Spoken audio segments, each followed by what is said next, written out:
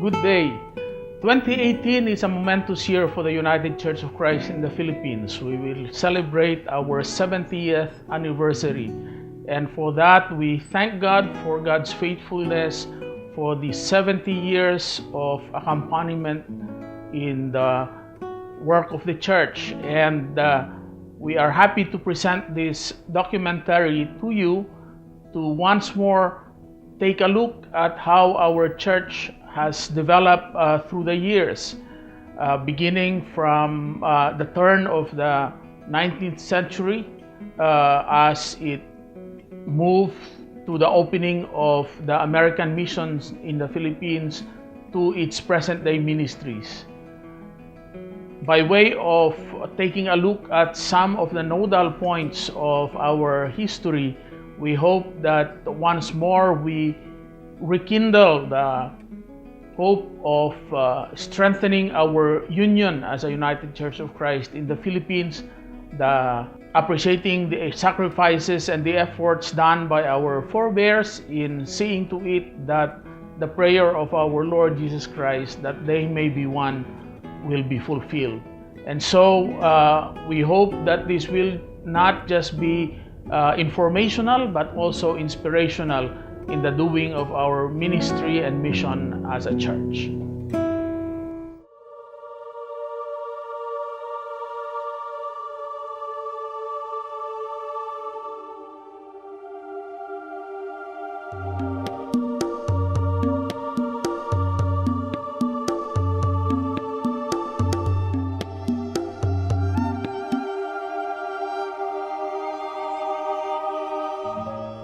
Early as 1826, the American Bible Society was seeking to establish a Bible distribution station in the Philippines. They did not succeed. In 1843, the British and Foreign Bible Society also wanted to do the same. They did not succeed. Then in 1889, some Spaniards were interested in establishing work in the Philippines. They were supported by Scottish Presbyterians who formed the so-called Spanish Evangelization Society. Well, to put the story short, there were two Spaniards came to the Philippines in 1889. One was a former friar in Pangasinan. He's Manrique Alonso Lallavi. The other one was a Baptist, a convert to Catholicism. He was a young man. They were all agents of the British and Foreign Bible Society. Unfortunately, Lallavi died in Manila. At the time, forbade the entry of Bibles as an official government, position. And so their Pangasinan New Testament were ordered, impounded, and then sent back. But there were two Bibles that they gave to Filipinos. Through these Bibles, and some evangelical communities were developed. And there were also Bibles received in the Philippines. But it was not until the Americans came that the Bible was free and missionaries came. The Philippine Revolution, brought about by the rising of nationalism, sought the end of the more than 300-year Spanish rule in the country and gave birth to the first Philippine Republic, established through a Congress held in Malolos, Bulacan, after the Declaration of Independence in Kawit, Cavite on June 12, 1898. After the so-called mock battle between the U.S. and Spain, Dr. Pentecost reported to the Presbyterian General Assembly and said that they are very thankful for the guns to open the Philippines for evangelism. It is the Methodist Church also, the Methodist Episcopal Church was the first one who asked the denominations in the U.S. To come to the Philippines. But then the Methodists and the Presbyterians. There was always a question as to who came first. Well, I think they came about the same time. On August 13, Admiral Patricio Montojo, along with Spanish forces who were surrounded in the walled city of Intramuros by Philippine revolutionaries, surrendered to the U.S. Navy, led by Admiral George Dewey in the Battle of Manila Bay. This resulted in the secession of the Philippines to the U.S. on December 10. The UCCP, or the United Church of Christ in the Philippines, as we know, was born in 1948. For us to know better our church, we should understand the first 50 years before 1948 and the succeeding 50 years after 1948. And the influence of the United States grew in the Philippines. American missionaries were welcomed after the stifling Spanish regime's end. I think we have to acknowledge the fact that the missionary came along with American colonization or occupation of the Philippines. But unlike the Spanish conquest, the Protestant missionary took it as an opportunity to come. Meaning, since the Philippines already now belongs to the United States, so it opened the door for mission work. The first Protestant worship service was led by George C. Stull, a Methodist chaplain of the United States Armed Forces. A series of mission work was then pursued by different denominations of the Protestant Church. So in 1899, you have the Presbyterian. In 1900, you have the Methodist. Then same year, you have the Northern Baptist. Then 1901, you have the United Brethren. Then the Disciples of Christ. Then the Protestant Episcopal. Then the Congregationalists in 1902. Then the Christian Missionary Alliance in 1902, same year. And in 1905, you have the Seventh-day Adventists. The Philippines was the first Protestant mission territory where the various missions decided to cooperate even before the first of their missionaries arrived. And it was because of the sad experience in India and China, where there was rivalry, duplication of effort, and sometimes fighting for territories, or doing work over and over again, because there was no planning and there was no agreement. There was a problem of competition of denominations, especially in China. So the denominations were quarreling of territories. So the Presbyterian Church asked all the mission boards to come together. I think on 156 Fifth Avenue. Fifth Avenue, the most famous avenue in Manhattan. They have a Presbyterian building there. And it was in that building where they had a meeting of all boards in North America interested in starting work in the Philippines. We have to accept the fact that the Catholic Church were successful to a certain extent in doing mission in the Philippines, converting them to Roman Catholicism. And it was a visible unity. There is only one church, and that is the Catholic Church. Now, that was the challenge for the American missionary. How can we present Christianity, Protestant Christianity, if they were divided, if they appeared to be divided? So they had to agree on how to deal with the challenge of division. And they decided together to form, as a group, to make plans for the Protestant. They chose the word evangelical because Protestant, they thought that in a Catholic country like this, where we are, it's unfortunate because Protestant is a very good word. But at the time, it had connotations which were undesirable. So they thought that evangelical, in the sense of German evangelical, which is equivalent to Protestant. And there are various shades of meaning. But at that time, evangelical simply meant Protestant, as in Germany. They decided to cooperate together. And they called their cooperation, that's the cooperation, the committee agreements.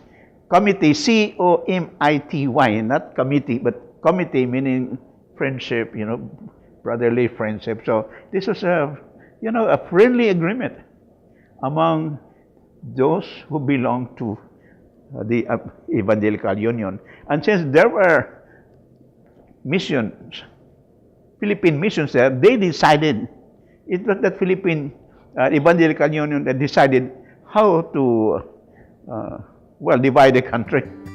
The entry to the country from the U.S. was through Metro Manila or Manila.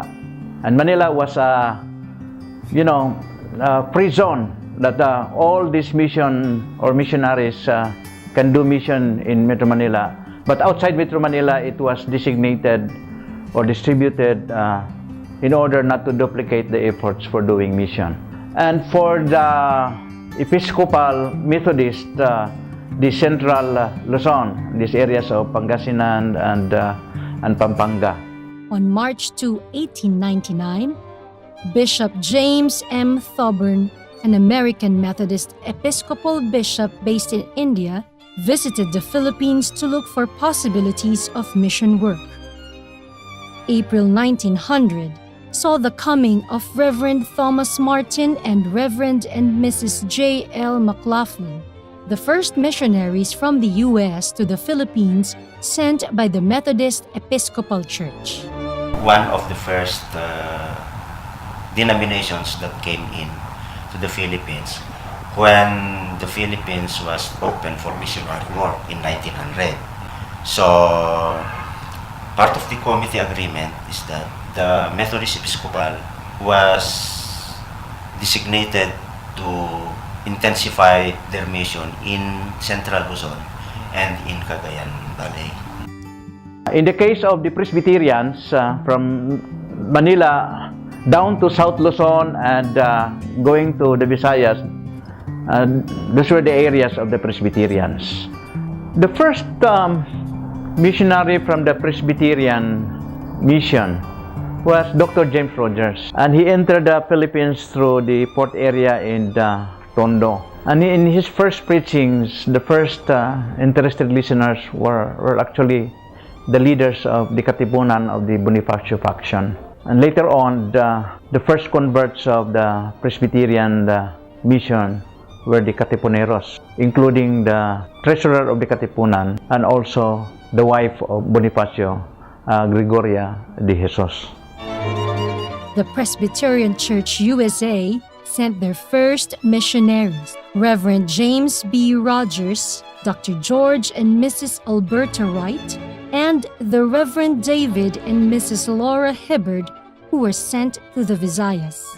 The Presbyterians were placed in Bicol, Central Visayas, and Western Visayas.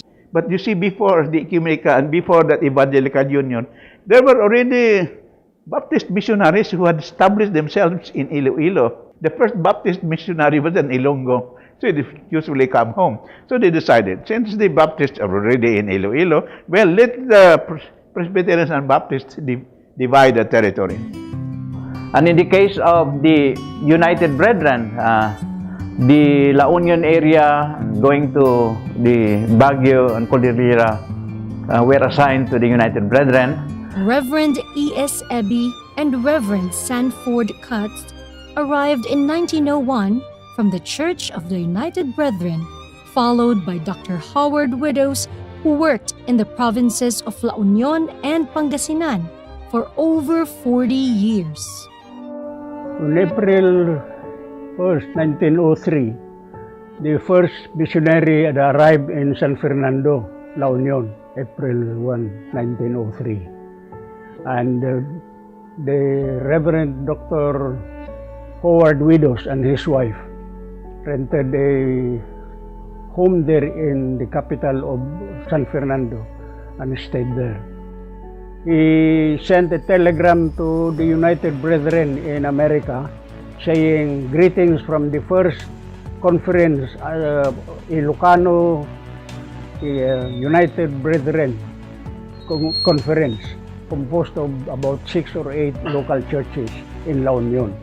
That was the first declaration of our conference unit in San Fernando, La Union.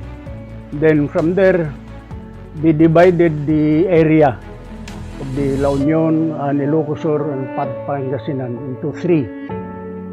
One in San Fernando, one here in Agoo, and then one in Bacnutan, La Union. three missionary families were assigned in these areas. And for the Congregationalists, the Mindanao area was assigned for them. The American Board of Foreign Missions of the Congregational Church in the U.S. sent Reverend Robert Black to Davao in 1902. Later, in 1915, the Congregational Church opened its mission work in northern Mindanao, where Dr. and Mrs. Frank Lobach, among others, were sent to work with the Maranaos in Marawi City. Dr. Frank and Mrs. Effa Lobach was able to develop illiteracy program methods which became recognized globally. One of the big denomination who came to Mindanao was the Congregationalist, and part of their mission is to establish churches, hospital, and schools. And then when we go to the southern part in Malita, the Bilaan and Tagacaulo, the Congregational in the person of Reverend Ezekiel Flores, who was sent by the church to evangelize in the Bilaan and Tagacaulo. Many churches was also built in Malita and expanded to other places like South Cotabato, doon sa Malapatan, sa mga Bilaan area. And the Church of Christ disciples, the Ilocos area up to Abra, these were the areas for the Church of Christ disciples. Mr. and Mrs. William H. Hanna were sent by the Foreign Christian Missionary Society of the Church of Christ Disciples on August 3, 1901. Reverend and Mrs. Herman P. Williams established mission work in the Ilocos and Tagalog regions. In terms of area, geographical area, yun nga yung Ilocos Norte, Ilocos Sur, sa Cabra.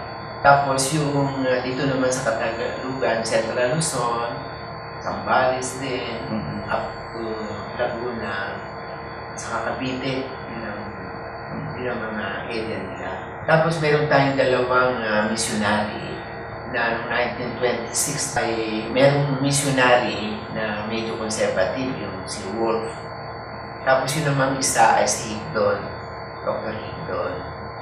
So itong Dr. Higdon ito ang assigned dito sa Tagalog Convention na tinatawag. At si Wolf naman ay, kasi siya din yata siya dito sa Tagalog.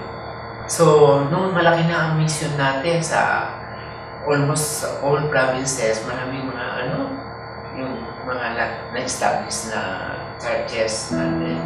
So they're working together, they divided the territories, but they also agree that when they establish a local church in the area, they agree that they would adopt a common name. All the new churches that is organized by the denominations should be called evangelical church.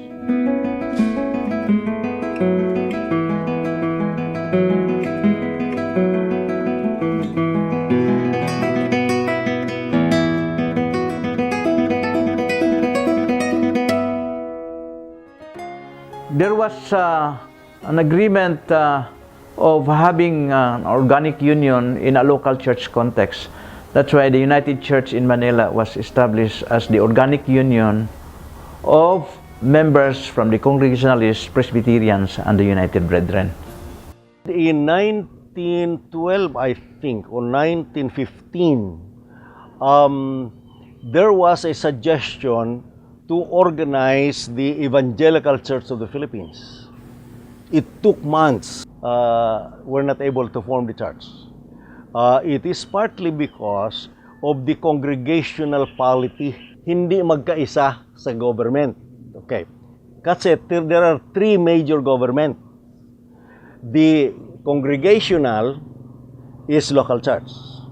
The disciples is congregational. The Baptist is congregational. The Brethren, United Brethren, and the Methodist is ruled by bishops. The Presbyterian is ruled by an assembly. So you can imagine different kinds of governments. The genius of the United Church is they were able to put, our forefathers was able to put these three together. Now, the Evangelical Church in 1915 was not consummated. The young people and young professionals in Manila, 1924, were already impatient. They decided to form the United Church of Manila without the National. The Articles of Declaration of the United Church of Manila was formalized on March 15, 1924, and the organization of the church made viable the union of all members from the various Protestant churches in the local level. On August 24, the Central Committee for Church Union adopted the principles embodied in the document called the Nanking Agreement as its basis of union. The committee, composed of representatives from the Presbyterian, Congregational, United Brethren churches, and the United Church of Manila as a local church. In 1928 or 29, my date is usually 29, the National Church was organized. So the first National United Church was organized in 1929. This is called United Evangelical Church.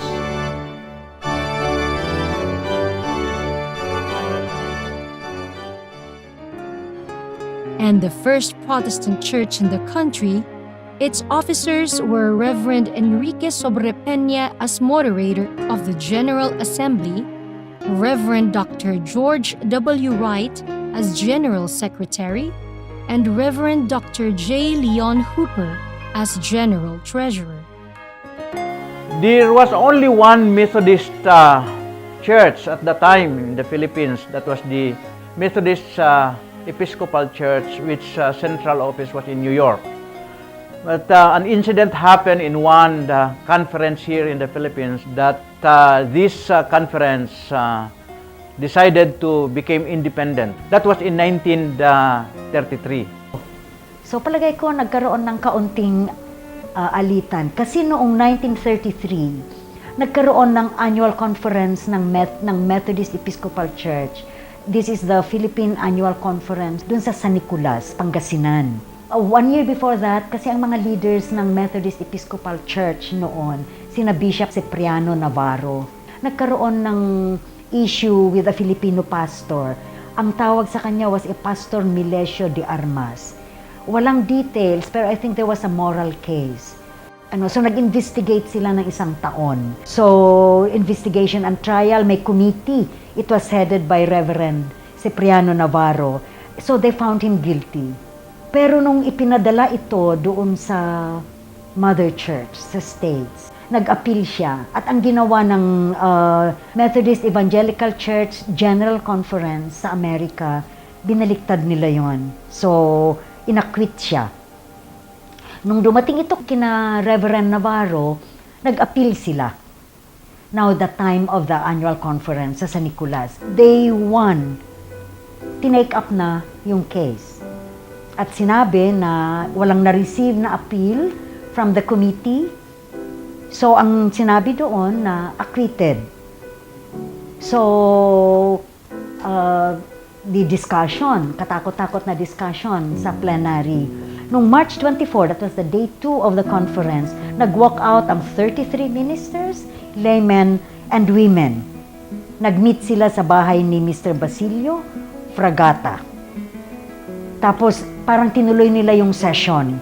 Pagkatapos, doon nila sinabi na in-establish na hihiwalay na sila. So, ang nangyari, naghabulan na sila. Ibig sabihin, sina Reverend Navarro with some other leaders, pinuntahan na nila yung alam nila na mga kasama nila. Nung una, ang itinawag nila the Methodist Episcopal Church of the Philippine Islands. Tinawag nila ito ni register pero question yung merong Methodist Episcopal Church. Pero ito yung unang ni-register sana, hindi na-approvean, so naging the Philippine Methodist Church. That's why when this Philippine Methodist Church was declared themselves independent in 1933, when some of these members who settled down here in Metro Manila, they did not join the Central Church of the Methodists. They established their own congregation, which is the Cosmopolitan Church now. Mainly, these were from the Philippine Methodist. This is an emergency communique from the Hawaiian Defense Headquarters. The roar of the planes you now hear is not a practice maneuver. This is not a maneuver. We're being attacked. It's an air raid. The Japanese attack on Pearl Harbor on December the 7th, 1941, here dramatically shot by Japanese film crews for propaganda purposes, not only crippled America's Pacific Fleet, it changed the course of history.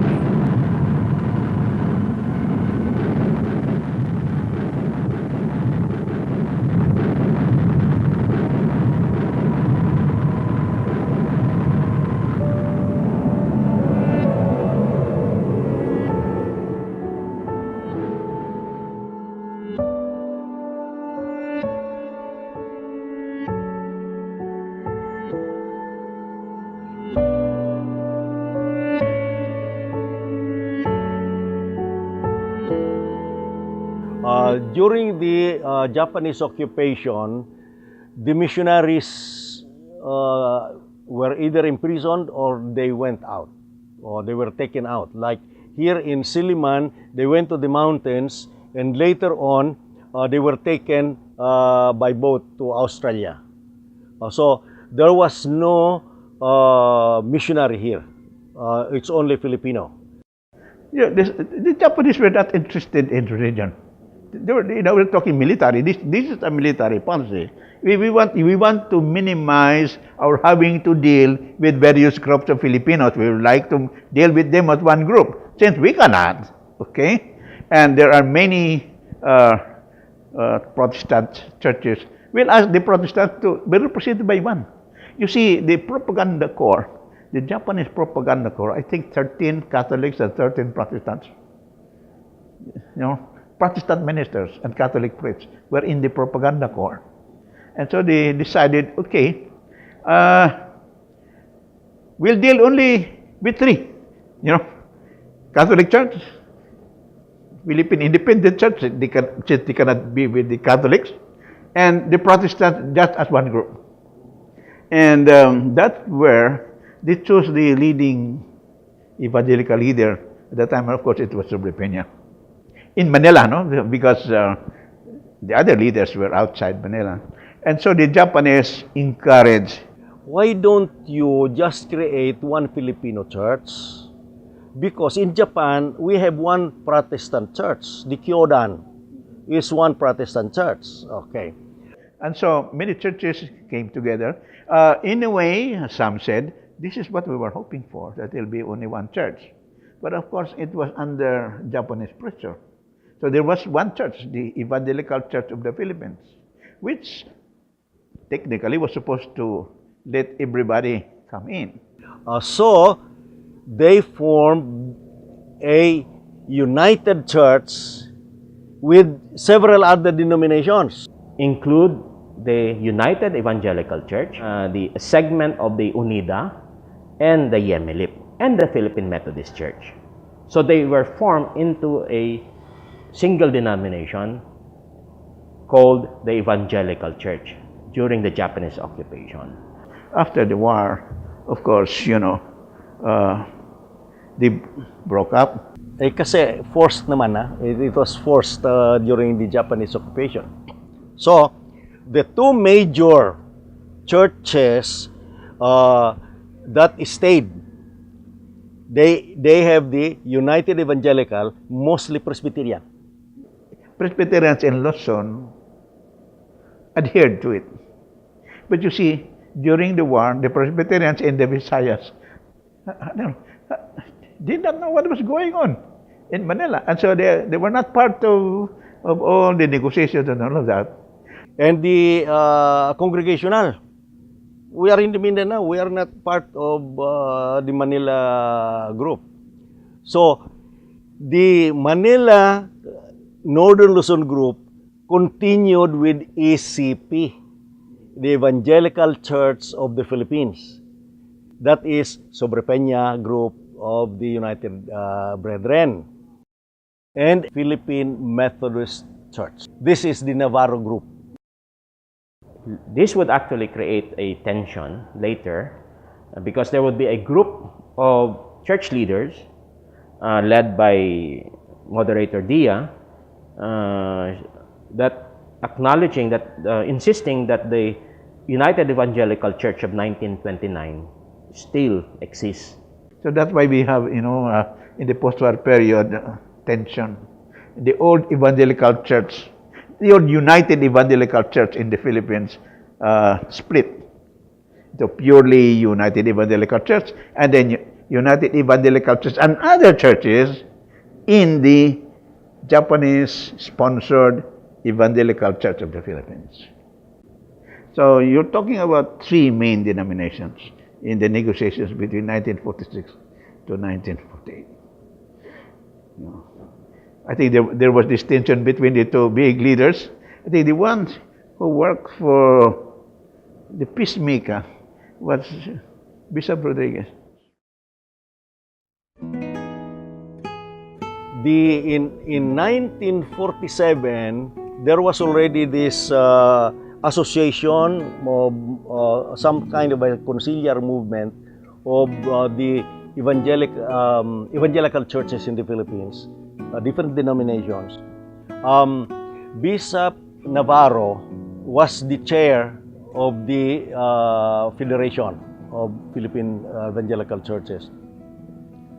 He brought together United Evangelical Church of the Philippines, Philippine Methodist Church, the Convention of Philippine Baptist Churches, and the UNIDA. And then these five churches decided to write a basis of union. So, the basis of union was approved by the five churches. Okay? Then, they were told to go back to their own churches and come back a year later, in 1948, with the action of their General Assemblies. So, their General Assemblies is supposed to say yes to the basis of union. Okay. They convened in 1948. That's May in 1948. The Baptist was there, the UNIDA was there, but the Baptist said, we are not ready. We agree with the basis of union, but our assembly has not voted. Okay. The UNIDA said, we also agree, but we are not yet ready to join. The three churches said, we cannot wait. We must form a united church. So, in 1948, this is May 25. A gathering at the Ellenwood Malate Church ensued. A declaration of union was signed and proclaimed that the three churches shall be one church known as the United Church of Christ in the Philippines.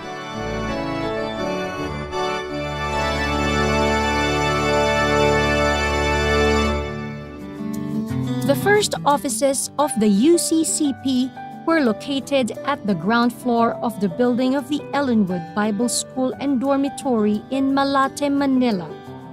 It housed the offices of the Philippine Interboard Office.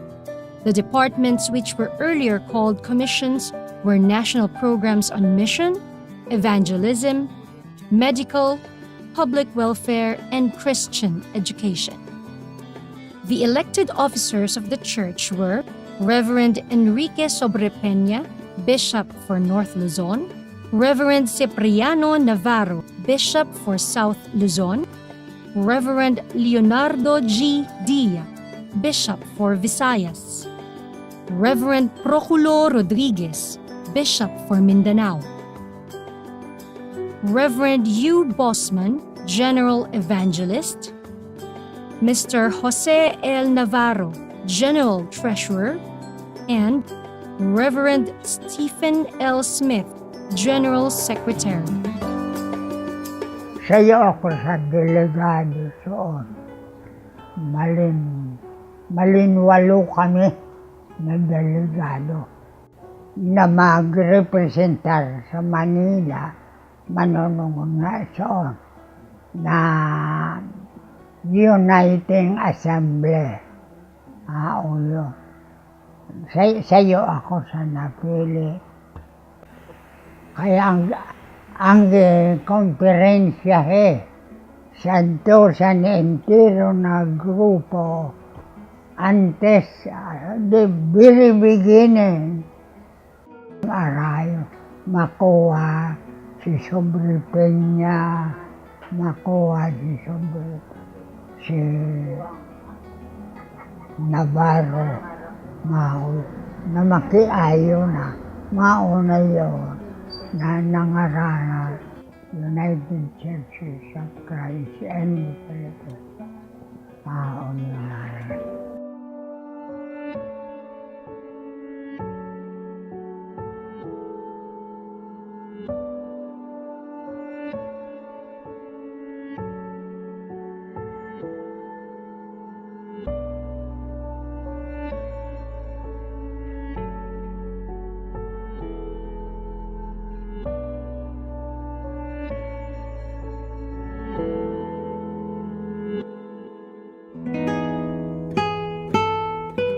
There were major development of the church and how it, continued to journey.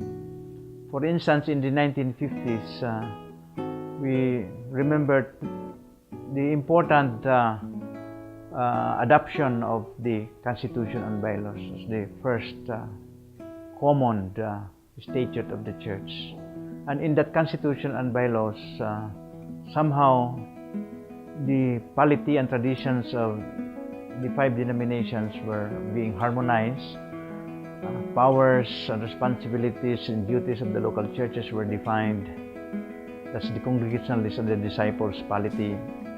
Duties and powers and authorities of the conference were also defined, and that's from the polity of the Presbyterian. The duties and powers and authorities of the bishop through the jurisdictional convention which he was heading were also defined. We started with that Constitution and Bylaws, and there were biennial conventions every 2 years since 1948. In 1952, the General Assembly adopted a Book of Government and a Book of Common Worship. It was also the first time a Filipino, Bishop Leonardo G. Dia, became the General Secretary of the UCCP. When the missionary came, they already imbibed that mission is always holistic. Mission means it includes evangelism, it includes proclamation, it also includes social action, diaconia, charity, or they have different names, but it's a twofold. You have proclamation and you have social action. And UCCP continues that tradition. The UCCP was able to appoint its first missionaries in 1952 and sent them overseas. Reverend Jose and Mrs. Lydia Estoye were sent to Thailand in 1953, while Reverend George and Mrs. Arnaldi Kismundo were sent to Indonesia in 1954. Other countries where missionaries were sent to were Iran, Egypt, Nigeria, Nepal, Turkey, the USA, Japan, and Lebanon. At one point, there were 18 missionaries serving in 24 countries. Missionary work within the Philippines also began in 1954.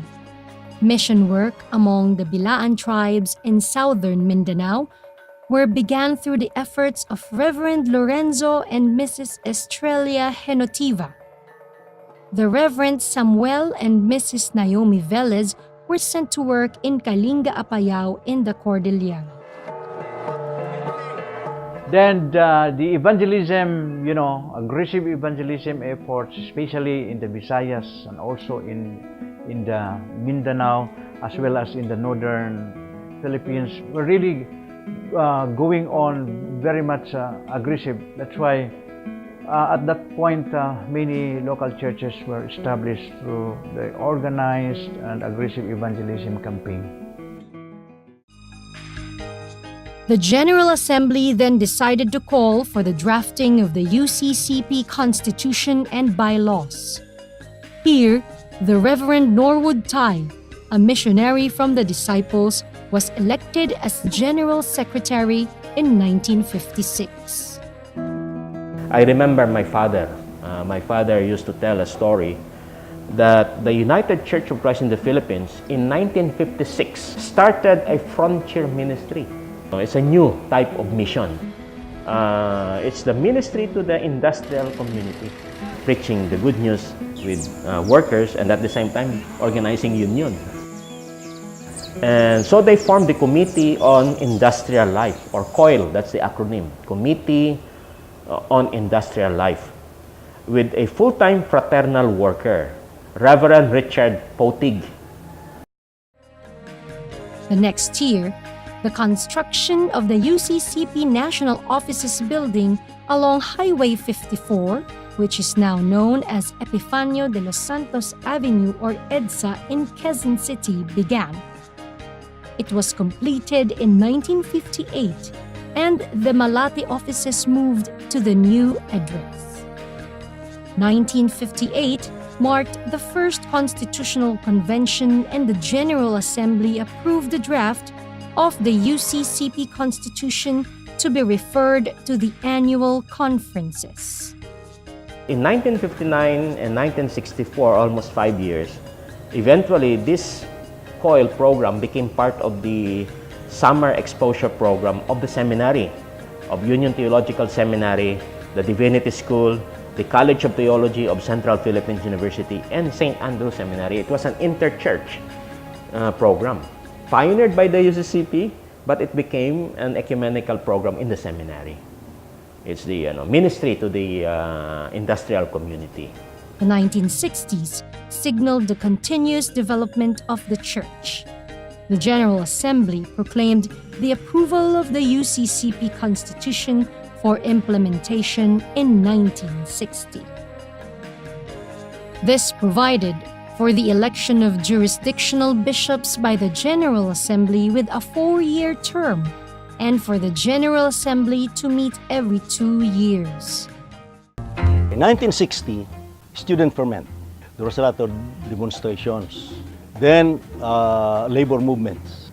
Then squatter problems. The General Assembly in Legazpi decided to make a statement on social concern. It is a response to current socio-political economic situation. Magsaysay takes the salute of the Philippine Armed Forces. During Magsaysay time, there was the PACD, yung mga baryo. So one of the things we said is we participate in peasant organization. Then we also said, let us learn from the students in the streets. They are making critical comments. Let's join and learn from them. And then let us work with labor union. So there was an action in terms of sending pastors as labor organizers. So we sent immediately we sent 6 pastors in UP with Dr. Calderon, Asian Labor Education Center, to learn how to organize. Sip Malonzo was a pastor, hindi siya ordained. He went to Zamboanga, responding to this call of union organizing. So he is very popular for organizing the Mindanao Federation of Labor. Later, it became the National Federation of Labor. Pastor yun natin before. Then, he is not known as pastor anymore. He is known as Kapap Singh. This was reissued 10 years later. The same statement was reissued and updated in 1970. The same tone, political critique, economic critique. We were always working on the idea that we are dominated by the American economy. In 1962, the Union of the Tagalog Convention of the Church of Christ Disciples and the United Church of Christ in the Philippines was proclaimed during a General Assembly in Cebu City. 4 years later, a new organizational setup for the General Secretariat was made official and paved the way for the transformation of the commissions to divisions for implementing church programs. In 1968, Dr. Cirilo A. Rigos was elected as General Secretary. How many roads must a man walk down? A 3-hour parade takes the demonstrations before was a loose you confederation can of call some him 150. a man? How many seas must the white dove sail before she sleeps in the sand? For the purpose of announcing that we today have concluded an agreement to end the war and bring peace with honor in How Vietnam. many times must the cannonballs fly? Ako, Ferdinand E. Marcos ng Batak, lalawigan ng Ilocos Norte, ay nihalal at itinanghal na Pangulo ng Pilipinas Ni Marcos at ng kanyang mga tuta ng galamay ng imperialismo Amerikano. We must act, we must change, and we must do so now. Then came in the 70s, in the 70s, you see it in the Philippine context and also in the Southeast Asian context. That was the emergence of the authoritarian regimes. In the Philippines, the Marcos dictatorship, and in Indonesia, the Suharto, and other countries, and also in the Latin America. As events in the history of the Philippines unfolded in the 1970s, the UCCP held a constitutional convention in the Ellenwood Malate Church in order to revise the UCCP Constitution from May 21 to 27, 1972. The proposed draft was approved by the General Assembly in the succeeding week and was referred to the conferences for ratification. During this time, the relinquishment of foreign subsidies became impending. As a result, the General Assembly extinguished the national divisions and positioned the implementation of these programs in the offices of the jurisdictions. The At Least 1 Million Pesos Fund campaign was started with goals to generate local resources. This year's General Assembly gave the opportunity for Bishop Estanislao Q. Abainza to be elected as General Secretary, serving until 1981, making him the longest-serving officer of the position. In this period in the history of the UCCP, members have witnessed and became part of the most strenuous years in Philippine society at the declaration of martial law on September 21, 1972 by then-President Ferdinand Marcos. As of the 21st of this month, I signed Proclamation number 1081, placing the entire Philippines under martial law.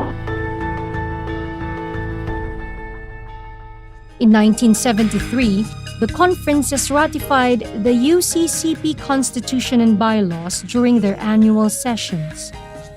The ratification was proclaimed in 1974 in Cebu City during the General Assembly. The new UCCP charter provided for the holding of a quadrennial General Assembly, making Cebu the venue of the first quadrennial assembly. Bishops were to be elected by the jurisdictional conventions but proclaimed by the General Assembly or its executive committee. The first chairperson under this new arrangement was Dr. Eliezer D. Mapana. Amazing grace, oh how sweet the sound. As new Filipino leadership rose and came into the possibility of assuming leadership for the church, it was very important that the missions begin to transform itself from being a missionary church to being a partner church. So there was a journey that had to be traveled in terms of transitioning from the missionary era to the national leadership era. And that came to a peak in the 1960s and 70s when very, very qualified Filipino leaders were available but found that it was difficult to get into the role if the American missionaries still held the role. So in one way of saying it, that until the American missionaries that had started many of the projects and churches would step out of the way, it would be impossible for Filipino leadership to step in. And at the time also that there was expiration of this treaty of the Laurel-Langley, that foreign institutions and individuals could not own properties here in the Philippines. That's why those properties in the name of the mission boards were already turned over to the local churches and local institutions. And it was a painful process. So painful was the process that it required the church to take a position of what was called the missionary moratorium. The missionary moratorium was simply a moratorium on the invitation of new mission personnel. However, we did not have a full moratorium. It's partial moratorium. We told the missionaries, those who would agree with us, please go home. But if you want to stay, you can stay. Okay. Many of our missionaries went home. But Silliman is stuck to missionaries. But all the rest, many of our missionaries have gone home. It is the call for missionary go home. Okay, 1974. Momentous decisions made during the General Assembly in 1974 included the declaration of a moratorium in receiving missionaries, the declaration of the Church's self-reliance. With this, the at least 1 million pesos fund campaign was replaced by the self-reliance program, which aimed to raise 5 million pesos in 5 years from 1975 to 1981. The approval of a statement of concern on the deteriorating socio-economic and political situation in the country resulting from the declaration of martial law, and the launching of the insurance and retirement program. At the time martial law was declared, apart from the fact that I was with the UP, I was with government, looking at the powers of the president, I thought he did have the power to declare martial law. And so I was kind of just looking around and watching and waiting anong mangyayari. A good friend of mine disappeared, and up to now it is even rumored that he was killed, but he's listed as a disappeared person. And another person, Romy Crismo, up to now, has never surfaced. And so I thought that one of the bigger problems, or the biggest problems of martial law, is impunity. When soldiers are able to commit these crimes of making people disappear and not getting punished, that to me was the biggest problem with martial law. I was a member of the Greater Manila Conference when we moved finally in Manila as a deaconess. And as a deaconess, I served several churches in the conference. During the martial law period, the pastors were looking for venue that they can get together to talk about what is happening. And so they grouped themselves together and formed an organization called Wednesday Forum, where they can express themselves and talk about what is happening, no? And we, as ministers' wives, thought of doing something which will express our own involvement in the political situation during that time. So as an offshoot of that, we organized the Church-Based Consumers Movement. The Church-Based Consumers Movement is composed of ministers' wives, deaconesses, church women, trying to group themselves together, going from church to church to talk about the political situation. And during those times when it was martial law, I experienced harassment from the military. Meron kaming buntot, sinusundan-sundan nila kami. From school to our house, they were very obvious. Lagi nila kaming sinusundan. And then when we reached home, they were in front of our house. We were really under surveillance, no? There was a time when I was accused of being a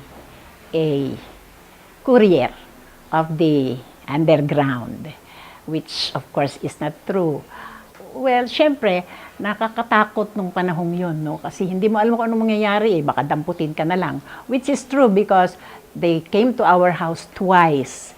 They came to our house and were asking me questions, showing me pictures of people from the underground. Kilala mo ba to? Hindi ko naman talaga kilala yun, mga yun, no? Ini-invite nila ako to go to Krami for questioning. Hindi kami pumayag. Okay naman sa kanila na hindi ako pumunta, pero that was twice, no, na ginawa nila sa akin. There was a time when I was issued a warrant of arrest. It was called ASO at the time, Arrest, Search, and Seizure Order. ASO, because I was accused of having been responsible for the publication of Iron Hand Velvet Globe. Fortunately, people like Bishop Bulocon, they warned me that I was being hunted, and so because of warnings, I did not go to the office anymore, or to the NCCP where I was holding, where I would be meeting people all the time. So, yun, because of that, na-save ako. I hid in the house of Senator Salonga, and then I was transferred from one house to another until I got transferred to Tagaytay with an American couple. No? All this time, I was doing it already as coordinator or executive director of the Wednesday Forum. The Wednesday Forum was begun by Senator Salonga and Dr. Cirilo Rigos of Cosmopolitan Church. We had to organize a forum where people can gather, can talk about issues, and that was it. The Wednesday Forum was it. It was about the only forum under martial law where issues can be discussed. The General Assembly in 1978 in Cagayan de Oro City reprised the UCCP stand on martial law and denounced escalating incidents of human rights violations. It was stated that this body is against the perpetuation of a one-man rule in the country, that it is for the restoration of all the civil and political liberties of its citizens, and that it is for the immediate dismantling of the machinery of martial law in the country. Program desks were created to implement nationally coordinated programs like the Human Rights Desk and the Christian Muslim Desk, which were later turned to the Justice, Peace, and Human Rights Desk and the Christian Muslim and Tribal Filipinos Desk subsequently. The Faith and Order Committee was created to work on the formulation of a statement of faith for the UCCP, a clamor dating back to 1952. What is it in our faith that mandated us or that pushed us to do these things? First of all, it is very clear, the look for 16 to 18, and the Spirit of the Lord is upon me, He has anointed me to preach the gospel to the poor, to bring liberty to the captives. These were our kind of marching orders, and so in a way, martial law provided us the occasion to see that a lot of people were in captivity, a lot of people were detained, a lot of people, the eyes of people had to be opened. So we engaged in education programs, we engaged in solidarity work. We would assist financially and legally victims of human rights violations.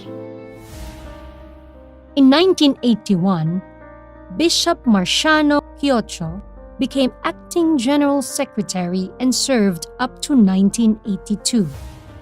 In the same year, during the quadrennium in Malolos, Bulacan, Bishop Mercurio M. Seriña was elected as the new General Secretary. At this time, the Evangelism and Church Growth Program was approved by the General Assembly. It called for the establishment of 2,000 new local churches and congregations by the year 2000. Another notable event was the Statement of Faith draft's approval for circulation to the conferences for study, comment, and approval. A new program desk, the Commission on Christian Education, was created. A week before the General Assembly, the Christian Youth Fellowship, or CYF, was organized and afterwards was recognized as the National Youth Organization of the UCCP.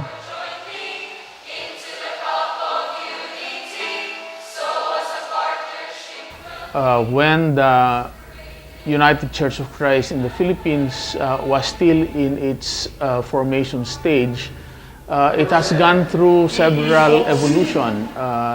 It used to be called Christian Endeavor Societies, especially in the EUB areas. It became one of the three mandated church organizations, the other two being the men's organization and the women's organization. However, in its evolution, the CYF has been focused mostly in the local churches and eventually organized in the conference levels.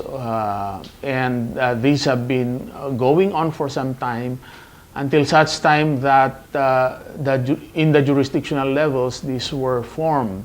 However, especially in the mid-70s, there has been a strong push, especially coming from the South Luzon jurisdictional area, and eventually joined in by the North Luzon, to push for the creation of the National Christian Youth Fellowship.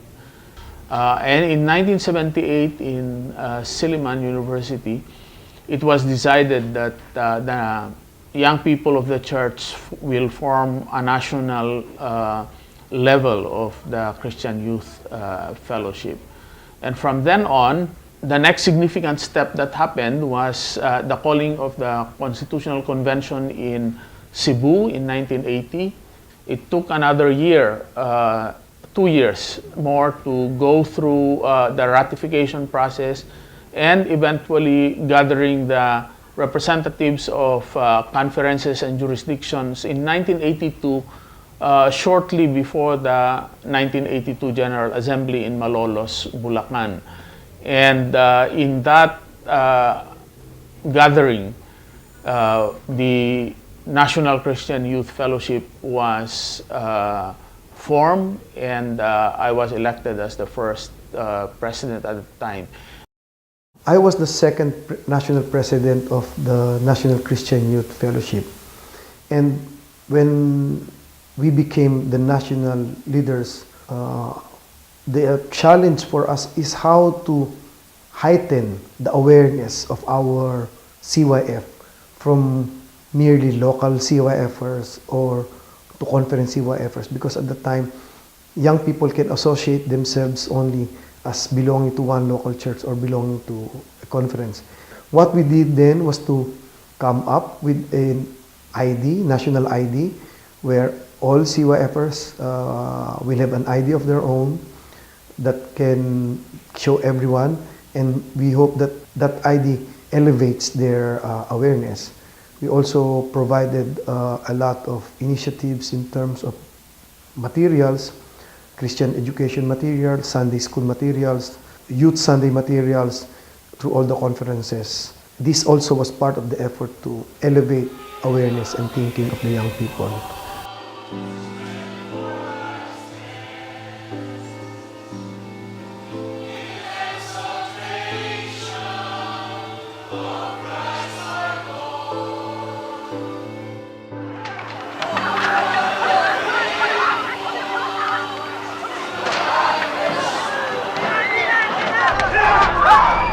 I am returning to the Philippines because my country is now in crisis.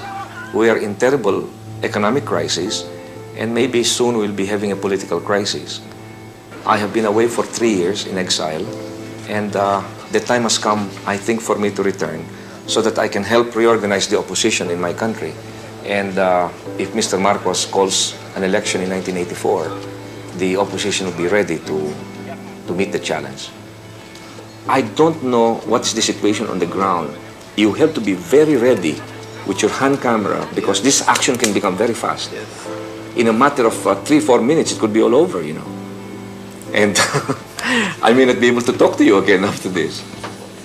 So this is the danger, the big danger.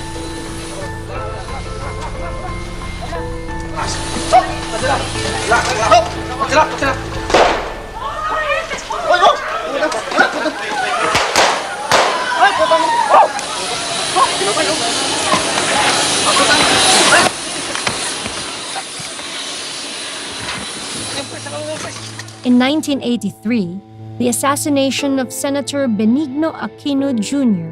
triggered a chain of demonstrations from the Filipino people.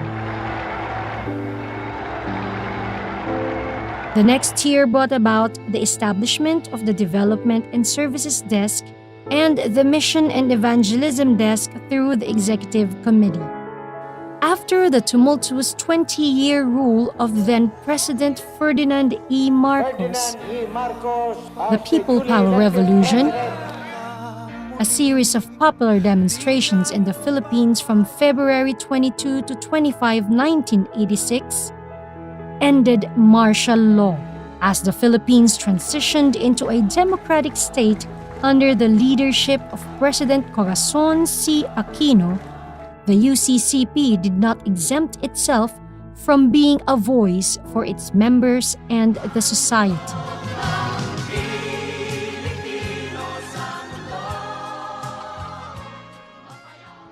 The UCCP Council of Bishops issued a statement on March 18, 1986, protesting the interventionist policies of the United States to the economic, political, and cultural life of the Filipinos, calling for a non-renewal of the military bases agreement between the Philippines and the U.S. upon its expiration in 1991. Another statement was issued on August 21, stating, "Peacemaking, our ministry, enjoining the UCCP constituency to join hands with the people of the world in the common quest for peace based on justice and to follow the example of Jesus Christ, the Prince of Peace. Additionally, the UCCP Statement of Faith was approved during the General Assembly in Quezon City, with the theme The Church for the Life of the World. It was also in the 1986 General Assembly that Bishop Ermi R. Camba was elected as the General Secretary of the UCCP. When I became General Secretary, I inherited from the General Assembly the theme, The Church for the Life of the World. It was a very good theme because we were looking at what the church is doing in the world, the involvement of the church in the world. And it is on the socio-economic, cultural, political situation that we are talking about. And this is why we had a lot of statements based on that theme, the church for the life of the world. An intensive study and evaluation of the organizational structure and streamlining of the operations of the UCCP came about in 1987 due to the mandate of the 1986 General Assembly. 3 clusters of UCCP programs were created, consequent to the General Assembly's programs: Education and Nurture, Stewardship, and Witness and Service. These were approved by the General Assembly Executive Committee on September 1988. In August, the annual Church Workers' Convocation and the Alumni Homecoming of the Silliman University Divinity School, which began in 1961, was revamped into the National Church Workers' Convocation of the UCCP. Like a Mustard Seed, a book of commentaries of the UCCP Statement of Faith was launched as part of a church-wide study for the UCCP Statement of Faith. In October 30, during a moderators' consultation, 34 moderators, 4 jurisdictional bishops, national and jurisdictional program coordinators, and other national officers of the UCCP wrote an open letter addressed to President Corazon Aquino, members of the Senate and House of Representatives, the cabinet and military officials, expressing concern over large-scale poverty and worsening political crisis, at the same time demonstrative of the growing involvement of the people for change, which was a sign of hope. Moreover, the creation of the UCCP Communications and Literature Desk and Health Ministries Desk was put in place. In the commemoration of Ellenwood Malate Church's 40th founding anniversary, a Thanksgiving worship service was held on May 22, 1988, and 2 major programs were set in motion. The 2000 by the year 2000 Discipling the Nation Church Growth Program, and the Second Mile Giving Program. It signaled the start of a year-long celebration as an act of remembrance and thanksgiving held by and in the varied judicatories of the church. 1990 election. So they said I should run. Okay, I'm going to run. But nobody was going to run. According to the Constitution, you should have 2 candidates. I was elected twice in 1990. The first election was questioned because I was the only candidate. So there was another candidate. Then we have another election in 1990. This was held in Cebu. The Church for the Life of the World was already working up to 1990. But I said, we cannot rely on international help. We need to have our own money and self-reliance program. This is why in 1994, I recommended an omnibus recommendation on a second mile self-reliance program. And that is the one that started Shalom and the others in the next year.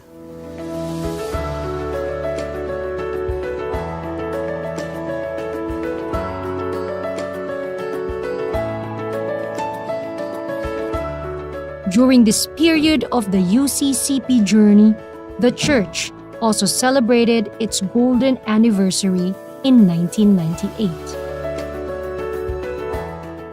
The General Assembly that followed chose Bishop Elmer M. Bolocon to serve as General Secretary.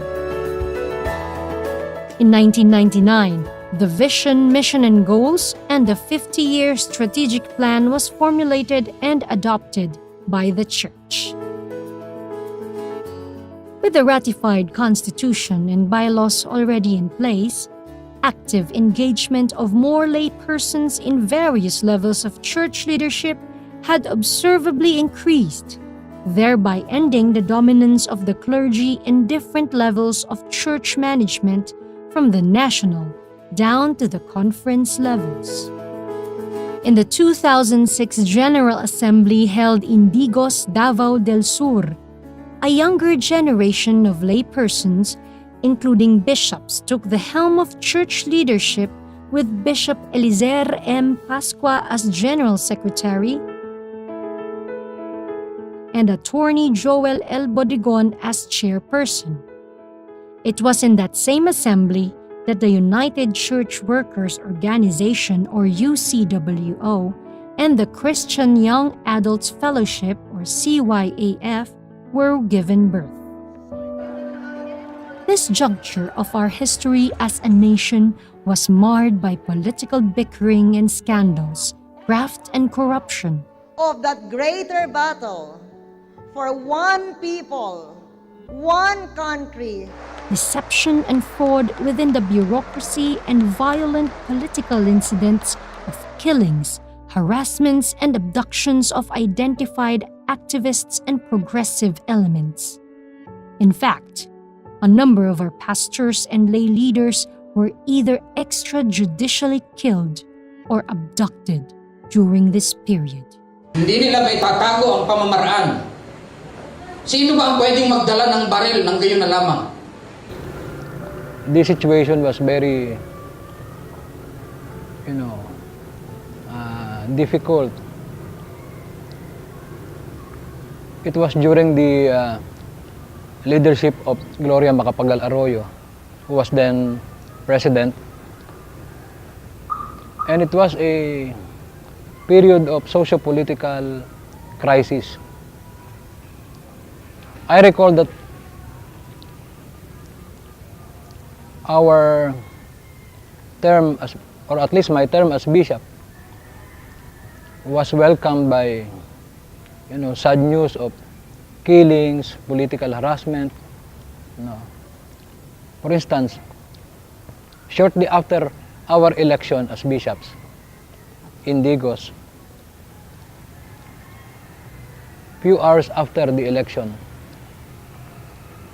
we were informed, the whole church was informed, that one of our members in Calamba, Laguna, was extrajudicially killed in the person of Noli Capulong, younger brother of Attorney Emil Capulong and Dr. Noriel Capulong and General Capulong. Later, during our term, our incumbency, several other incidents happened. I recall one of our active CYF leaders was also extrajudicially killed sometime in 2006 or 2007 in the person of Raymond Guran of South Bicol Conference.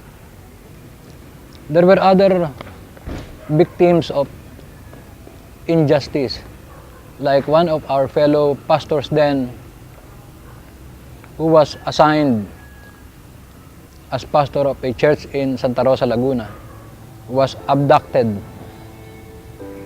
He is fortunate that he is still alive today and still pastoring a church but not in the Philippines anymore.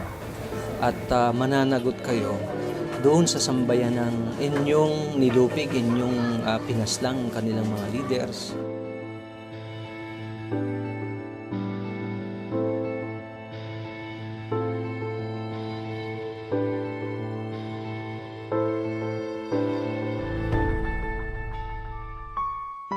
The quadrennia that followed saw the UCCP grappling with internal challenges as to the strengthening of our support mechanisms for mission, development of priorities, further empowerment and nurturing of lay church leaders and church workers, deepening of our constituents' understanding of the core values of our faith, and enhancement and further enrichment of our spirituality.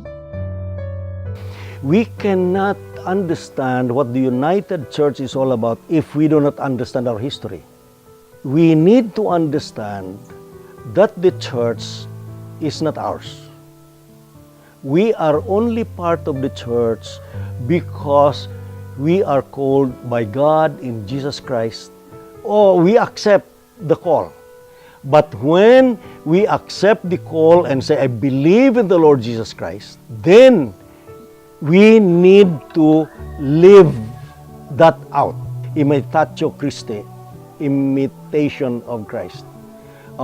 We cannot be Christ, but we can do as much as we can to follow the way Christ did. We may not be perfect Christians, but we're seeking to be more and more like Jesus, like the song, no? More and more like Jesus, so that our everyday life must be seeking to be more Christ-like than we had before. What the United Church is, I would say it is a holistic church. It is an integral and integrated church. And by that I mean that it does not just focus on one aspect of church life or one aspect of human life, but the integrity and the totality of human life, of a person in community, a person who is related not only to the Creator, but also to the larger community. The UCCP is a church that believes in the Lordship of Jesus Christ, our only Lord and Savior. We are a church committed to proclaim the gospel in season or out of season.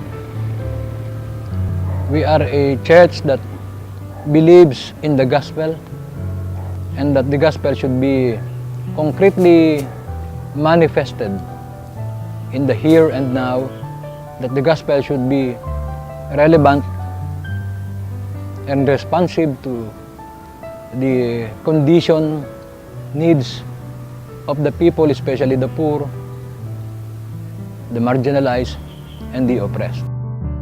We believe in one God, Creator, Redeemer, and Sustainer, who provides order, purpose, meaning, and fulfillment to all creation. UCCP ako kasi nararanasan ko ang pagmamahal sa pamayanan ng mga Kristiyano. UCCP usa ka simbahan na nagalihok alang sa kaayuhan sa tanan. Ang UCCP usa ka simbahan nga nagasunod sa misyon ni Jesucristo. Ang UCCP diri nimo masinati ang hostisya ug kalinaw ug kaangayan para sa tanan. UCCP ako kasi naniniwala ko na ang kaligtasan ay para sa lahat, sa mga dukha at sa mga inaan.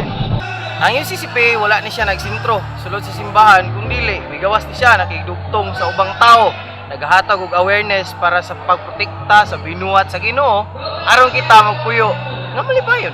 The United Church of Christ in the Philippines, kahit nasawon kada kami na Kristyanuan awaya-waya, ti Kristiyano nga makipulapol iti kagimungan, nawaya ti Kristiyano nga agpanunot, nawaya ti Kristiyano nga ited na, iti biyag na, ken panagserbi na iti nalawlawa pa kagimungan.